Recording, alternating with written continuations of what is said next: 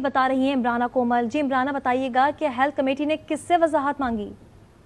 जी बिल्कुल, health committee ने वजाहत मांगी है पीएमडीसी से कि ये इमारत कैसे मंजूर हुई और इस कॉलेज में कितने अब तक बेड जो हैं तैयार हो चुके हैं, जिस पर अगले इजलास में जो पीएमडीसी है वो इसका जवाब देगी। और बहरहाल जो चेयरमैन है कॉलेज के, प्रिंसिपल हैं, तर्जुमान है, उनका ये बताना था कि ये इमारत जो है पहले ड्रेप की बिल्डिंग में थी, अब छोटी सी इमारत में चली गई है। जबकि जो फेडरल मेडिकल कॉलेज है उसमें बुनियादी सहूलियात भी नहीं है। इसके साथ साथ एनआईएच तर्जुमान ने एनआईएच का मुजवजा तोसीही मंसूबे की भी briefing the.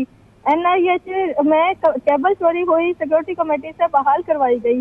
Jinnah medical complex and research centre बनाया जाएगा। और तर्जुमान एनआईएच का यह भी कहना था कि 1.5 अरब रुपए के लगभग का तोसीही मंसूबा भी पेश किया गया है।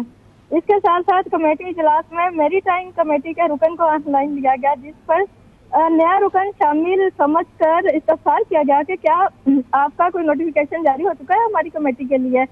जबकि मालूम हुआ कि ये इस कमेटी के मेंबर नहीं बल्कि मैरीटाइम कमेटी के मेंबर हैं, जिस पर राजा खुर्रम नवाज साहब का ये कहना था कि हमारे यहाँ आईटी की क्या स्पेशलाइजेशन है सबको मालूम है। जिस पर सेक्रेटरी हेल्थ ने बताया कि अब तो गिला ना करें, प्राइवेट डिपार्टमेंट से आईटी एक्सपर्ट लाए गए हैं।